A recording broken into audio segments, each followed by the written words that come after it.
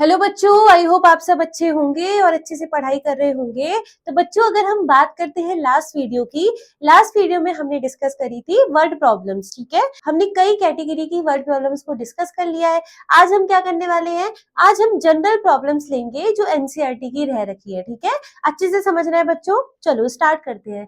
पहला क्वेश्चन है बच्चों, मीना 2,000 रुपए निकालने के लिए एक बैंक गई। उसने कैशियर से 50 रुपए तथा 100 रुपए के नोट देने के लिए कहा। मीना ने कुल 25 नोट प्राप्त किए। ज्ञात कीजिए कि उसने 50 और 100 रुपए के कितने कितने नोट प्राप्त किए। अब बच्चों, अगर आप ये क्वेश्चन देखोगे तो इस सिनेरियो को समझो। जैसे आप अपने ऊपर भी ले सकते हो कि आप बैंक जा रहे हो। ठीक है, तो ये क्या करता है, इस तरीके से हम रियल लाइफ से चीजों को कनेक्ट कर सकते हैं। अब इसमें बात क्या हो रही है बच्चों, अगर आप देखोगे तो हो क्या रहा है, ये जो पूरा क्वेश्चन है ये नोटों के अराउंड घूम रहा है ना। यहाँ भी नोट है, निकालना भी क्या है मुझे कि 50 रुपए के कितने नोट मिले और 100 रुपए के कितने नोट मिले। तो बच्चों, हम करते क्या है इस टाइप की प्रॉब्लम्स में, जो भी हमें निकालना होता है उसी को हम क्या मान लेते हैं, वेरिएबल्स मान लेते हैं। जैसे कि मैंने यहाँ पे 50 रुपए के नोटों की संख्या निकालनी है और 100 रुपए के नोटों की संख्या निकालनी है, तो मैं क्या करूंगी, 50 रुपए के नोटों की संख्या को कुछ मान लूंगी और 100 रुपए के नोटों की संख्या को एक अलग वेरिएबल मान लूंगी। तो बच्चों, अगर हम सॉल्व करेंगे तो हमने माना 50 रुपए के नोटों की संख्या, माना 50 रुपए के नोटों की संख्या कितनी मान ले, x मान ले। चलो x है, ठीक है। दूसरा क्या मान लेंगे हम, 100 रुपए के नोटों की संख्या, नोटों की संख्या क्या है, y है। ठीक है, अब बच्चों हम क्या करेंगे, थोड़ा सा क्वेश्चन पे ध्यान देते हैं। क्वेश्चन में क्या बोला है उन्होंने कि मीना ने टोटल 25 नोट प्राप्त करे। अब अगर मेरे पे 50 रुपए के एक्स नोट थे, 100 रुपए के वाई नोट थे और किसी और के तो मेरे पे नोट थे ही नहीं, या तो 50 रुपए के नोट थे या 100 रुपए के नोट थे, तो जो टोटल नोट होंगे वो इन्हीं को तो मिला के मिलेंगे। ठीक है, तो हम बोल सकते हैं कि ये क्या इंप्लाई करेगा, कुल नोटों की संख्या। तो कुल नोटों की संख्या क्या हो जाएगी बच्चों मेरे पे, अगर 50 रुपए के एक्स नोट है और 100 रुपए के वाई नोट है, तो कुल नोट कितने हो जाएंगे, कुल नोटों की संख्या हो जाएगी एक्स प्लस वाई, है ना। अब क्या करना है बच्चों, अब अगर आप क्वेश्चन में देखोगे तो क्वेश्चन में मुझे क्या दे रखा था, क्वेश्चन में मुझे दे रखा था, लिख लेते हैं हम यहाँ पे, प्रश्न अनुसार। प्रश्न के अनुसार मुझे क्या दे रखा है बच्चों, प्रश्न के अनुसार दे रखा है कि उसने कुल 25 नोट प्राप्त किए और मेरे पे कुल नोट है कितने, x प्लस वाई। तो मैं बोल सकती हूँ कि x plus y equal to क्या हो जाएगा बच्चों, 25 और ये हो जाएगी मेरी पहली इक्वेशन। देखा कितनी इजीली बन गई। इसके बाद बच्चों हम क्या करेंगे, आगे क्या बोला उन्होंने, आगे बोला है कि मीरा ने क्या करा, 2,000 रुपए निकाले। ठीक है, अब मीरा ने 2,000 रुपए निकाले हैं। अब दिक्कत क्या आ रही है यहाँ पे कि हमें पता लगाना है कि 50 रुपए के कितने नोट थे और 100 रुपए के कितने नोट थे। अब सपोज करो बच्चों, आपके पास 50 रुपए का एक नोट है, तो आप पे कितने रुपए हैं, 50 रुपए है। दो नोट है तो 2 गुणा 50 यानी कि 100 रुपए है। तीन नोट है तो 3 गुणा 50 यानी कि 150 रुपए है। इसी प्रकार से अगर मेरे पे 50 रुपए के एक्स नोट है तो मेरे पे 50 रुपए के थ्रू कितने पैसे आ रहे हैं टोटल, वो आ रहे हैं 50x। ठीक है, 50 रुपए का कंट्रीब्यूशन क्या हो गया, 50x का हो गया। इसी तरीके से बच्चों 100 रुपए के नोटों का कंट्रीब्यूशन क्या हो जाएगा, अगर एक 100 का नोट होता तो 100 रुपए होता, दो होता तो 200 रुपए होता, तीन होता तो 300 रुपए होता। इसी तरीके से वाई नोट है तो 100 रुपए के नोटों का कंट्रीब्यूशन क्या हो गया, 100 वाई। अब ये जो दोनों टोटल पैसे थे, ये दोनों मिला के कितने हो जाएंगे, ये दोनों मिला के मेरे हो जाएंगे 2,000 रुपए, क्योंकि इन्हीं को तो मिला के मीरा ने टोटल पैसे निकाले हैं और टोटल निकाले कितने हैं, 2,000 रुपए निकाले हैं, तो ये इक्वल टू हो जाएगा 2,000 के। अब बच्चों आप क्या कर सकते हो, इसे सिंप्लीफाई कर सकते हो, है ना। पूरी इक्वेशन 50 से डिवाइड हो रही है, तो ये बनेगा x plus 2y is equal to 40। ठीक है, तो ये हम पे क्या बन गई, सेकंड इक्वेशन बन गई। अब बच्चों पहली इक्वेशन ये है, दूसरी इक्वेशन ये है, आप आराम से सॉल्व कर सकते हो। तो चलो सॉल्व कर लेते हैं। इस समीकरण से क्या करो आप, इस समीकरण से x की वैल्यू निकाल लो, तो x की वैल्यू क्या आ जाएगी, 25 माइनस वाई, और यही मान आप क्या कर दोगे, इस वाली समीकरण में रख दोगे, क्योंकि अब तो आप लोग सीख गए हो ना कैसे सॉल्व करना है। तो आप क्या लिखोगे, समीकरण 1 का मान 2 में रखने पर, तो x की जगह क्या आ जाएगा बच्चों, 25 माइनस वाई, और प्लस का क्या चल रहा है 2y इक्वल टू 40। अब आप देखो क्या होगा, 25 minus y plus 2y equal to 40। अब हम क्या करेंगे, कैलकुलेट कर लेंगे, तो बच्चों 2y में से y गए तो कितने y बचा, एक y बचा, और उधर जाके ये 24 माइनस होके 15 बचेगा, तो यानी कि y क्या आ गया, 15 आ गया। अब मुझे x भी चाहिए, तो अगर y 15 है तो आप इस समीकरण में रख दो, तो जब आप इस समीकरण में रखोगे तो आपका x क्या आ जाएगा, आपका x आ जाएगा 10। अब उन्होंने ये पूछा था हमसे कि उसे कितने कितने नोट प्राप्त हुए थे, तो उसे 50 रुपए के कितने नोट मिले होंगे बच्चों, 10 नोट मिले होंगे, और 100 रुपए के कितने नोट मिले होंगे उसको, 15 नोट मिले होंगे, है ना। और अब आप मिला भी सकते हो, अगर 50 रुपए के 10 नोट है तो 50 रुपए से उसे कितने रुपए मिले, 500 रुपए मिले। 100 रुपए के 15 नोट है तो 100 रुपए से उसे कितने मिले, 1500 रुपए मिले, और जब आपने इन दोनों को मिला दिया तो टोटल उसको कितने मिल गए, 2000 रुपए मिल गए। तो देखा कितना प्यारा क्वेश्चन था, बिल्कुल हमारी जनरल लाइफ से रिलेटेड क्वेश्चंस है ये सारे, ठीक है। तो इसको अच्छे से आप लोग समझोगे, कोई भी डाउट होगा तो आप मुझे कम्युनिटी सेशन में बता देना, ठीक है। नेक्स्ट क्वेश्चन में क्या है, एक क्रिकेट टीम के कोच ने 7 बल्ले और 6 गेंदें 3800 रुपए में खरीदी। बाद में उसने 3 बल्ले तथा 5 गेंदें 1750 रुपए में खरीदी। प्रत्येक बल्ले और प्रत्येक गेंद का मूल्य ज्ञात कीजिए। फिर से ज्ञात क्या करना है, फोकस होना चाहिए, ज्ञात क्या करना है, ज्ञात करना है बल्ले का मूल्य और गेंद का मूल्य, यानी कि बैट का प्राइस और बॉल का प्राइस, ठीक है। तो हमें जो ज्ञात करना होता है उसे ही हम क्या कर लेते हैं, वेरिएबल्स में ऐड कर लेते हैं। तो बच्चों मान लेते हैं, माना एक बल्ले का मूल्य, क्या है बच्चों, x है, ठीक है। और फिर दूसरा किसको मानना है, हमने गेंद का मानना है, तथा एक गेंद का मूल्य यानी कि बॉल का प्राइस कितना है बच्चों, y रुपए है, ठीक है। अब क्या दे रखा है हमें, अब हम स्टेटमेंट्स को पढ़ेंगे। स्टेटमेंट दे रखा है कि एक क्रिकेट टीम के कोच ने 7 बल्ले तथा 6 गेंदें खरीदी। तो बच्चों अगर एक बल्ले का प्राइस x रुपए है तो 7 बल्लों का प्राइस कितना हो जाएगा, तो यहाँ पे लिख दो, दिस इम्प्लाई 7 बल्लों का मूल्य। 7 बल्लों का मूल्य क्या हो जाएगा बच्चों, अगर एक का x है तो ये हो जाएगा 7x। इसी तरीके से कितनी गेंदें थी, 6 गेंदें, तो आप बोल दोगे 6 गेंदों का मूल्य वो कितना हो जाएगा, अगर एक गेंद का y है तो 6 गेंद का 6y हो जाएगा, ठीक है। अब अगर मैं बात करूं तो उसने बॉल को खरीदने में कितने पैसे खर्च करे हैं, 6y, और बैट को खरीदने में 7x, तो उसने टोटल कितने खर्च करे हैं, तो आप क्या बोलोगे, कुल मूल्य कितना हो जाएगा, कुल मूल्य हो जाएगा बच्चों 7x प्लस 6y, ठीक है, कोई दिक्कत नहीं है। बट मुझे क्वेश्चन में दे रखा है, मुझे क्या दे रखा है कि अगर उसने 7 बल्ले और 6 गेंदें खरीदी है तो उनको कितना पे करना पड़ रहा है, 3800 रुपए पे करने पड़ रहे हैं, यानी कि 3800 रुपीज उसको पे करने पड़ रहे हैं। पर हमारे अकॉर्डिंग उसको कितने पे करने चाहिए थे, 7x प्लस 6y पे करने चाहिए थे। तो मैं क्या यहाँ पे बोल सकती हूँ, प्रश्न अनुसार क्या बोल सकती हूँ बच्चों में, प्रश्न अनुसार मैं कह सकती हूँ कि 7x plus 6y equal to हो जाएगा 3800। ये बन जाएगी बच्चों मेरी पहली समीकरण, ठीक है, अच्छे से समझ में आया। अब दूसरी समीकरण पे ध्यान दो। दूसरी समीकरण में क्या हो रहा है बच्चों, दूसरी समीकरण में हो रहा है कि उसने क्या करे, 3 बल्ले तथा 7 गेंदें खरीदी। तो पहले हम बात कर लेते हैं 3 बल्लों का मूल्य, 3 बल्लों का मूल्य, 3 बल्लों का मूल्य क्या हो जाएगा बच्चों, अगर एक बल्ले का मूल्य x है तो 3 बल्लों का मूल्य हो जाएगा 3x। इसी तरीके से आगे क्या है, 5 गेंदों का मूल्य, तो 5 गेंदों का मूल्य कितना हो जाएगा, एक गेंद का y है तो 5 का 5y हो जाएगा।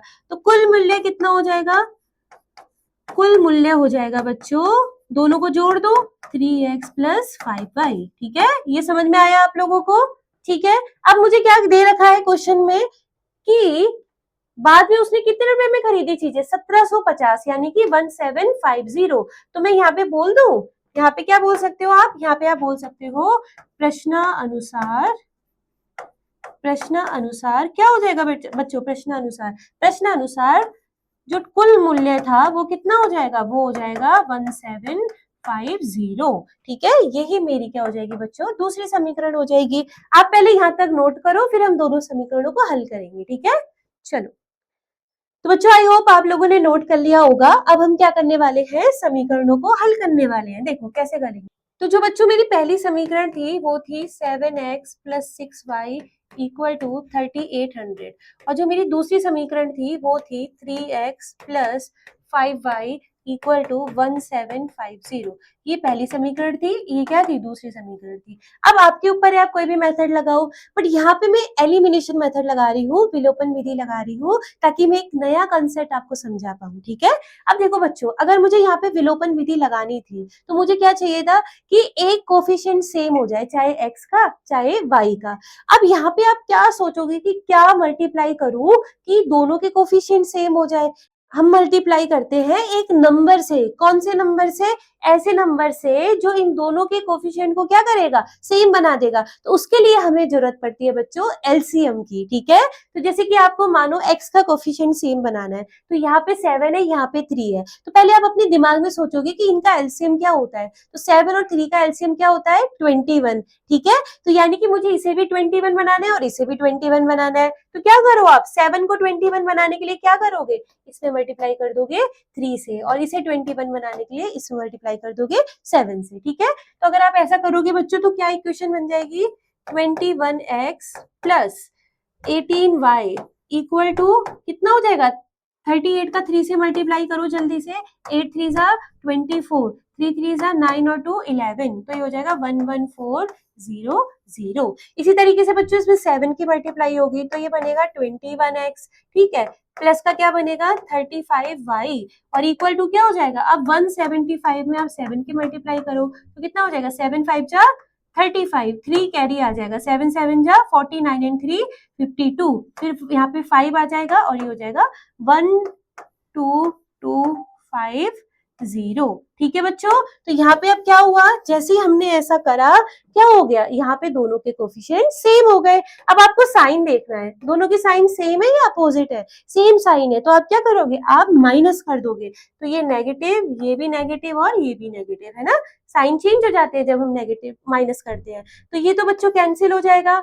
अब 35 में से 18 गए तो कितने बचे, ये माइनस का 35 है, ये प्लस का 18 है, तो माइनस के 35 में से जब 18 जाएंगे तो क्या बचेंगे, माइनस का 70y बचेगा। यहाँ पे अगर आप माइनस करोगे बच्चों तो माइनस करो, किसको माइनस करना है, 12250 में से आपको 11400 माइनस करना है, जीरो, और ये भी क्या हो जाएगा, जीरो। तो आपको क्या मिलेगा बच्चों, आपको मिलेगा माइनस का 850। क्यों, क्योंकि बड़ा साइन किसका है, नेगेटिव का है, तो आपका आंसर नेगेटिव में आएगा। तो अब बच्चों y की वैल्यू क्या होगी, नेगेटिव से नेगेटिव कैंसिल हो गया, तो y की वैल्यू हो जाएगी 850/17। अब जरा इसे देखो, कैंसिल करो तो सीधा सीधा 17 5 का कितना होता है, 85 होता है। ठीक है, तो यहाँ पे क्या हो जाएगा 17 5 से, यानी कि y की वैल्यू कितनी आ गई, 50 आ गई। ठीक है, तो देख रहे हो बड़े डिजिट से हमें डरना नहीं है, आराम से उसको सॉल्व कर लेंगे हम। ठीक है, अब देखो बच्चों यहाँ पे y की वैल्यू तो मुझे मिल गई है, मुझे क्या चाहिए, मुझे तो भाई x की वैल्यू भी चाहिए। तो x की वैल्यू कैसे निकालो, किसी भी समीकरण में आप क्या कर दोगे, मान रख दोगे। तो चलो इसे सॉल्व करते हैं। तो हम पहली समीकरण ले लेते हैं बच्चों। तो क्या थी पहली समीकरण, 7x plus 6y equal to 3800। अब आप क्या करोगे, x की जगह, y की जगह क्या रख दोगे, 50, तो ये बनेगा 7x plus 6 into 50 is equal to 3800। मैंने y की वैल्यू रख दी, तो ये बनेगा बच्चों 7x plus 300 is equal to 3800। तो क्या बनेगा, 7x इज इक्वल टू 3500। तो x की वैल्यू क्या आ जाएगी बच्चों, x की वैल्यू आ जाएगी 3500/7, और ये कितना हो जाएगा, ये हो जाएगा 500। तो x की वैल्यू कितनी आ गई मेरे पे, 500 आ गई, और y की वैल्यू क्या आ गई मेरे पे, 50 आ गई। अब हमने क्या माना था, हमने ये माना था कि x और y क्या थे, हमें क्या निकालना था, बल्ले और गेंद का मूल्य निकालना था। तो x क्या था मेरा, x था मेरा बैट का मूल्य और y क्या था मेरा बॉल का मूल्य। तो आप क्या लिखोगे, अतः अतः क्या लिख दोगे, बल्ले का मूल्य कितना हो जाएगा, ₹500, और बॉल का जो प्राइस होगा वो कितना हो जाएगा बच्चों, ₹50। ठीक है, और आप चाहो तो दोनों कंडीशन में रख के सेटिस्फाई करा सकते हो और चेक कर सकते हो कि आंसर सही है कि गलत है। ठीक है, इसको नोट करो बच्चों एक बार जल्दी से। चलो नोट कर लिया आपने। अब हम क्या करेंगे, नेक्स्ट क्वेश्चन देखेंगे बच्चों। बहुत सिंपल क्वेश्चन है।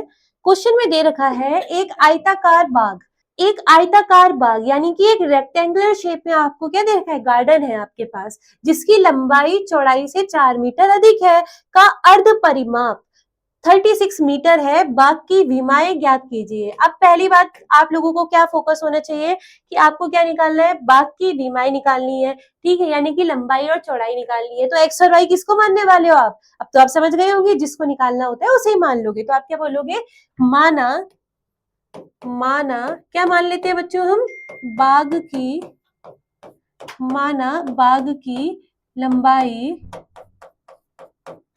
माना बाग की लंबाई x है, तथा किसकी निकालोगे आप, चौड़ाई, तथा बाग की चौड़ाई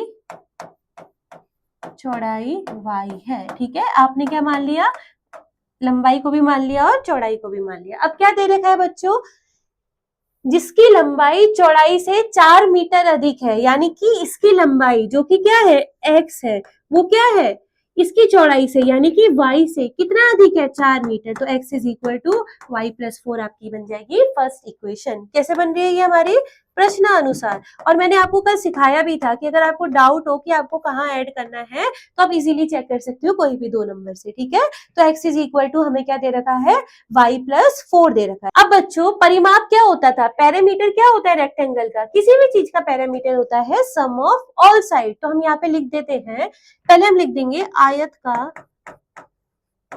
का परिमाप। आयत का परिमाप क्या होगा बच्चों, उसकी जितनी भी क्या है साइड्स है उन सबको ऐड कर दो। तो उसमें क्या साइड्स होती है, ये होता है आपका रेक्टेंगल, इसमें अगर ये साइड x है तो ये भी x होगी, ये y है तो y होगी। तो इसका परिमाप क्या हो जाएगा, x plus y plus y, यानी कि 2x प्लस 2y, इसका क्या हो जाएगा, परिमाप हो जाएगा। ठीक है, या फिर आप इसे क्या लिख सकते हो, 2 times of x plus y, इसका क्या हो गया, पेरीमीटर हो गया। ये फिगर भी आप बना दोगे तो बहुत अच्छा इंपैक्ट पड़ेगा। अब बच्चों उसने बोला क्या है, उसने आपको बोला है कि परिमाप नहीं बोला है, अर्ध परिमाप यानी कि आधा परिमाप। तो आप क्या बोलोगे, आयत का अर्ध परिमाप कितना हो जाएगा बच्चों, इसका आधा करना है आपको, 2 से डिवाइड कर दो तो वो आ जाएगा x प्लस वाई। ठीक है, तो यहाँ पे हमने इसका अर्ध परिमाप लिख लिया है। बट अकॉर्डिंग टू क्वेश्चन मुझे इसका अर्ध परिमाप क्या दे रखा है बच्चों, अकॉर्डिंग टू क्वेश्चन इसका जो अर्ध परिमाप दे रखा है वो कितना दे रखा है, वो दे रखा है 36 मीटर, 36 मीटर। अब आपको क्या करना है, इसको मान लेनी है सेकेंड इक्वेशन, ये हो गई फर्स्ट इक्वेशन, सॉल्व कर दो, x की वैल्यू यहाँ रख दो, तो x की जगह क्या रखूंगी मैं, y प्लस 4 और प्लस y इक्वल टू 36। तो ये क्या हो जाएगा, 2y इज इक्वल टू बच्चों 4 उधर चला जाएगा 32 हो जाएगा, तो y की वैल्यू क्या आ जाएगी, 16 आ जाएगी। अब अगर y की वैल्यू 16 है तो x की वैल्यू क्या आ जाएगी, x की वैल्यू आ जाएगी 16 प्लस 4 यानी कि 20। और यहाँ पे आप यूनिट लगाओगे, है ना, किस में हो रही है, लंबाई और चौड़ाई मीटर में आ रही है, तो x हो जाएगा 20 मीटर और y हो जाएगा 16 मीटर। या फिर आप ऐसा लिख सकते हो कि जो उसकी लंबाई है वो कितनी आ रही है, वो आ रही है 20 मीटर की, और चौड़ाई कितनी आ रही है, चौड़ाई आ रही है उसकी 16 मीटर। ठीक है, तो देख रहे हो कितने आसानी से क्वेश्चंस हो रहे हैं। तो बच्चों आई होप आपके अंदर जो फियर था वर्ड प्रॉब्लम्स का वो दूर हुआ होगा। स्टिल कोई डाउट है तो आप कम्युनिटी सेक्शन में मुझे बता सकते हो। अब हम क्या करेंगे, नेक्स्ट वीडियो में हम स्टार्ट करने वाले हैं quadratic equation. One of the most important topic रहता है ये कॉम्पिटिटिव एग्जाम्स के लिए भी। ठीक है, तो इसको अच्छे से आप लोग पढ़ोगे। ठीक है, मिलते हैं नेक्स्ट वीडियो में, बाय बच्चों।